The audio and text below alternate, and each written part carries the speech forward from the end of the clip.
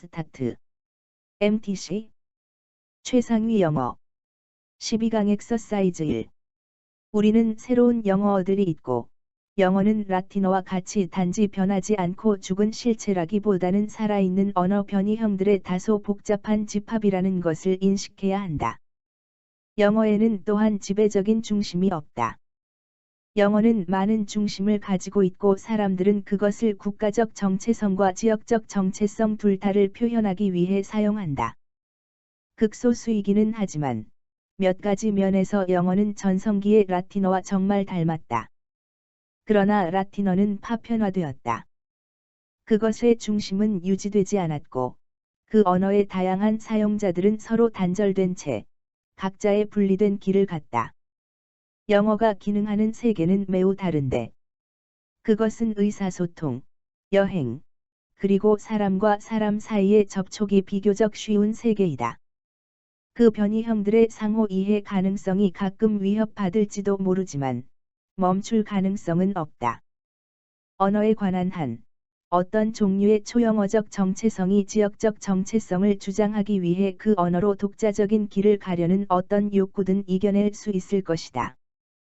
결국 서로 이해할 수 있는 지역 사투리를 가진 초언어가 있게 될지도 모른다. 12강 엑서사이즈 2.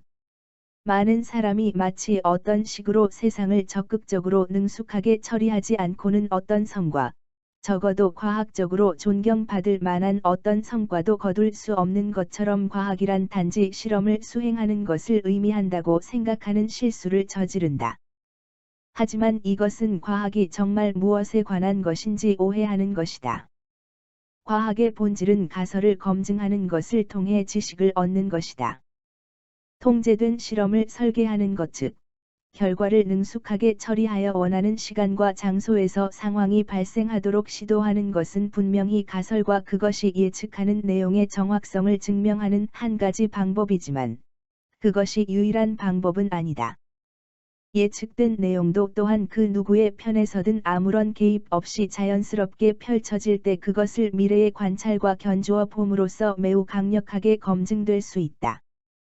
예를 들어, 혜성의 출현에 관해 정확히 예측하고 그것을 볼 수 있을 연월일 그리고 심지어 정확한 시간까지 명시하는 천문학자들은 실험을 한 적도 없었고, 사실 실험을 할 수도 없었다. 하지만, 그 혜성이 예상한 때에 정말 나타난다면 아무도 그들을 비과학적이라고 비난하지 않을 것이다. 12강 엑서사이즈 3. 씨앗은 농업과 식품 사슬 전체에 관한 투쟁의 장소가 되어 왔다. 씨앗에 내재하는 생식 가능성과 변이성을 고려해 볼 때, 씨앗의 자연적인 특성은 농부에게 재배 방법에서 자신의 기술을 발전시키는 한편, 선택 번식을 통해 품종을 개량할 기회를 주었다. 자본주의의 전략은 농부의 통제로부터 씨앗을 분리시키고 천연자원을 상품화하고 그리하여 농부가 별개의 공급 산업에 의존하게 하려고 애써왔다. 자연을 상품화할 때 주요 단계로 육종업자들은 같은 특질의 씨앗을 번식할 수 없는 잡종 씨앗을 개발해 그 결과 농부는 농사철마다 새로 씨앗을 사야 한다. 이른바 잡종 강세의 이점이라는 것을 언급하면서 미국의 농업연구는 자연 수분 품종을 개량하기보다는 그런 품종들을 우선시했다. 농부가 여전히 번식시키고 개량할 수 있는 씨앗에 대해서 씨앗으로 쓸 자신의 곡물을 혹은 심지어 번식시킬 농부의 권리를 제한하는 다양한 법률에 의해 소유권 통제가 확대되었다. 특히 미국에서 농부는 또한 구입한 다른 필요 자원, 곡물 계약, 부채, 그리고 다른 수단을 통해 의존 상태에 갇혔다. 12강 엑서사이즈 4. 음식에 관한 우리의 뇌는 치즈버거, 감자튀김, 그리고 탄산음료를 먹는 것이 세월이 흐르면서 어떻게 우리가 비만이 되고 신체적인 질병을 겪을 가능성을 증가시키는지에 관해 생각하도록 진화하지 않았다. 기술 혁명은 우리에게 인터넷, 스마트폰, 그리고 소셜미디어를 가져다 주지만, 우리 인류는 줄어든 집중력과 손상된 인간관계와 같은 가능한, 모호한, 먼 결과의 관점에서 생각하는 것이 생존에 영향을 미칠 것이라는 조건 하에서 진화하지 않았다. 우리의 일상생활은 기술 발전 때문에 급변하고 있고, 기술이 우리의 삶에 미치는 장기적인 잠재적 영향을 이성적으로 또는 정확하게 평가하는 것은 우리의 능력을 벗어날 가능성이 있다. 우리는 다음 몇십 년 동안 기술이 어떻게 발전할지, 우리가 어떻게 그것을 이용하고 있을지, 또는 그것이 우리에게 미칠 영향에 대해 정말 모른다. 그것은 그저 너무 복잡하고 모호하며 멀리 있어서 우리의 현재 행동을 바꾸도록 동기를 부여하지 못한다. 우리가 지구의 기후 변화에 대처하거나 정크푸드를 피하는 것을 회피하는 것과 비슷한 방식으로, 우리는 그러한 근심 중 어떤 것이라도 뒤로 미루는 경향이 있다. 그것들은 참으로 그날그날의 우리의 건강과 관련된 위협으로 인식되지 않는다. 12강 엑서사이즈 5 물결표 사인 7. 언니 노어머는 항상 열심히 일해서 우리 어머니로부터 우리 다 큰딸이라는 칭호를 얻은 반면, 나는 항상 게으른 존이라고 불렸다. 노어머는 자신의 칭호를 받을 만했다. 그녀는 겨우 12살이었을 때 시간제로 일했다. 1946년 9월에 내가 고등학교를 다니기 시작했을 때 그녀와 나는 매일 아침 같이 걸어서 등교했다. 학교까지 걸어가는 45분의 시간은 10월이 되어 가을비가 내리고 북쪽에서 찬 공기가 내려오자 곧 재미가 줄어들었다. 어머니는 나에게 내 겨울 코트를 입으라고 계속 말씀하셨다. 그것의 소매는 너무 짧았고 그 코트의 허리는 거의 내 겨드랑이 밑에 있었다. 노어머와 나는 나이가 22개월밖에 차이가 나지 않았고, 마침내 같은 사이즈가 되어 물려받을 옷이 없었다. 사실, 노어머도 자기의 코트가 너무 작아서 나와 똑같은 문제를 겪고 있었다. 어머니는 계속해서 나에게 새 코트를 사줄 돈이 없다고 말씀하셨고, 나는 작은 여자애의 코트를 입고 학교에 가는 것을 계속 거부했다. 나는 발을 굴렀고, 입을 비죽거렸으며, 애원했다. 그래봐야 아무 소용이 없었다. 몇 번의 벌을 받은 후, 나는 결국 오래된 코트를 입고 학교로 출발했다. 11월 초순에 눈이 내리기 시작했고, 내가 걸어서 등하교할 때, 북풍으로 인해 모자를 쓰지 않은 내 머리 주위로 눈이 소용돌이 쳤다. 어머니는 벌써 해마다 하는 추수감사절 가족 저녁 식사를 계획하고 계셨다. 어머니는 나와 함께 손님 명단과 메뉴를 막 점검한 참이었다. 그때 나는 그녀 어머니에게 부적절한 질문을 하는 실수를 했다. 도대체 어떻게 모두에게 식사 대접할 온갖 식료품은 살 수 있으면서 제게 새 겨울 코트는 사줄 수 없는 거예요. 예, 늘 너와 너에게 필요하다고 생각되는 것만 중요한 건 아니잖아. 어머니는 나의 이기적인 태도에 대해 나를 꾸짖으시고는 당장 내 방으로 가라고 하셨다. 노어머는 그날 밤 11시에 퇴근해서 집에 왔다.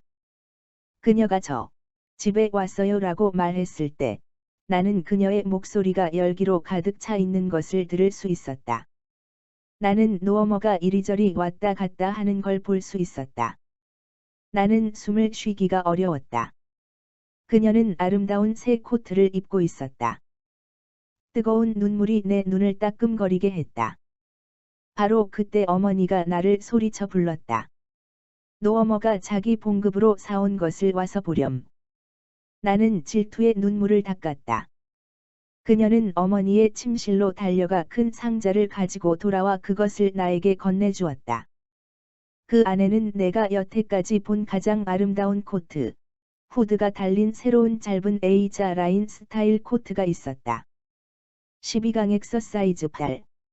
은유 사용이 인간 대화의 자연스럽고 보편적인 부분이라는 사실은 수세기 동안 철학자들과 학자들의 주의를 끌어왔으며, 은유가 어떻게 작동하고 어떻게 언어와 더 보편적으로 관련되는지에 대한 문제는 결코 새롭지 않다.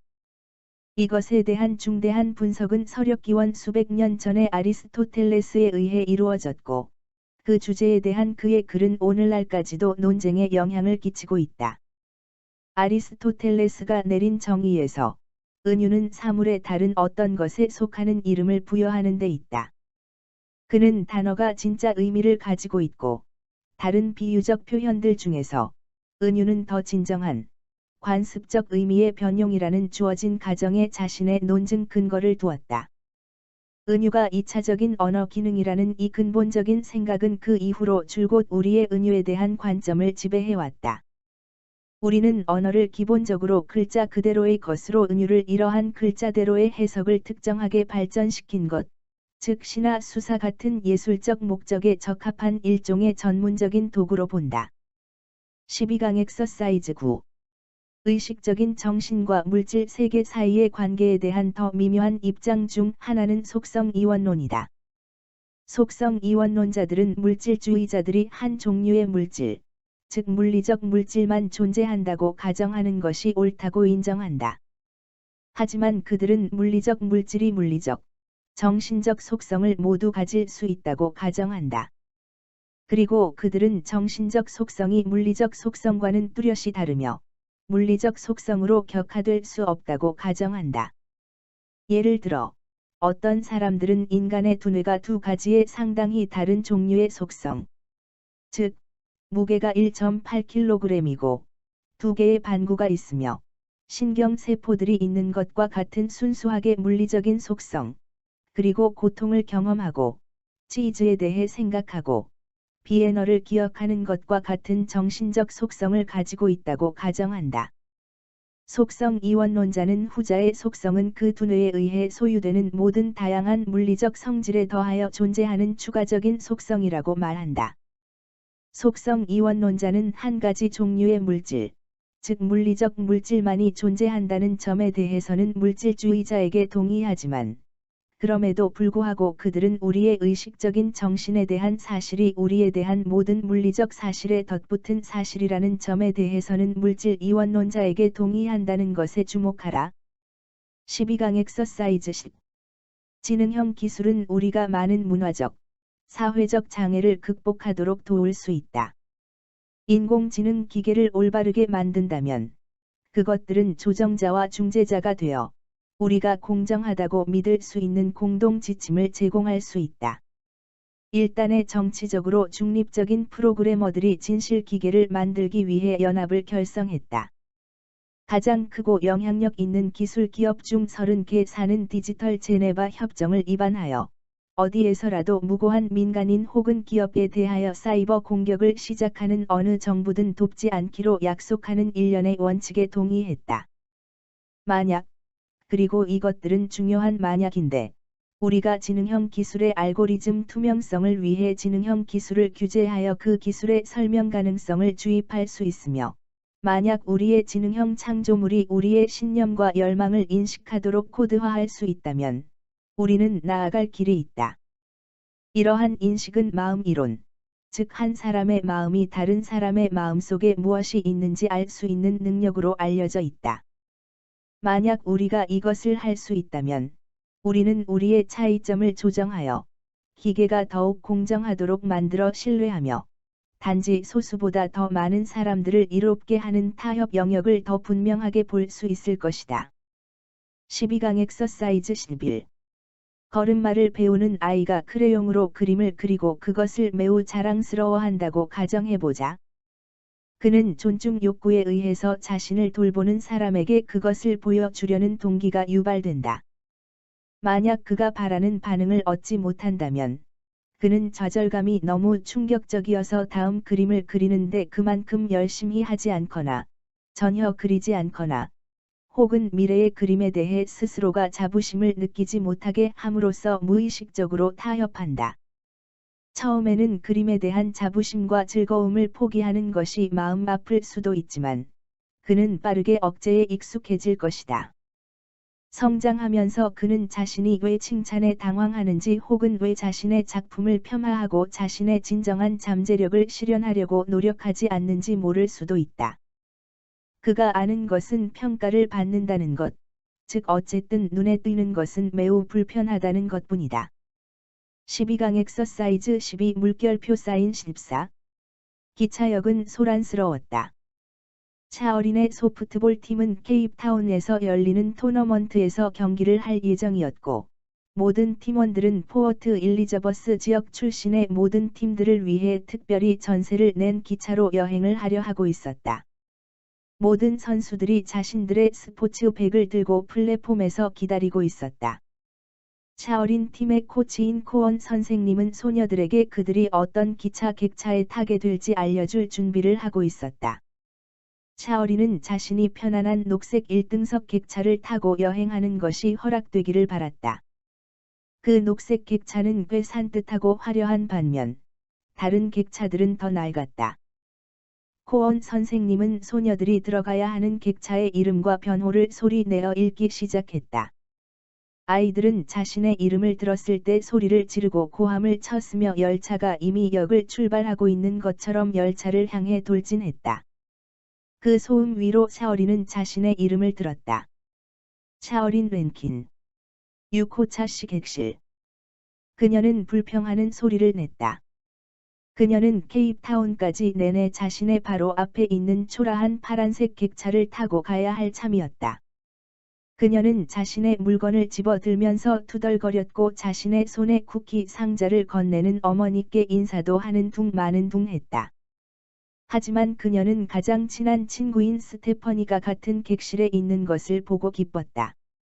팀 주장이기도 한 스테퍼니는 기쁨으로 활짝 웃었다. 어맨들어 학교가 녹색 객차를 타게 되어 기뻐. 그렇다고 생각하지 않니? 라고. 가방을 의자 밑에 놓으며 그녀가 말했다. 그들이 약간의 사치를 경험할 수 있는 기회를 얻는 것은 멋진 일이야. 처음으로 샤오리는 이 아이들 중 많은 수가 살고 있는 낡은 아파트와 자신과 자신의 팀 동료들이 살고 있는 안락한 집에 대해 생각했다. 그녀는 즉시 응하지 않았지만 스테퍼니가 큰 소리로 노래하기 시작하자 우리는 챔피언이고 우리는 승리할 거라네. 라고 열심히 노래를 따라 불렀다. MTC 최상위 영어 코드 자브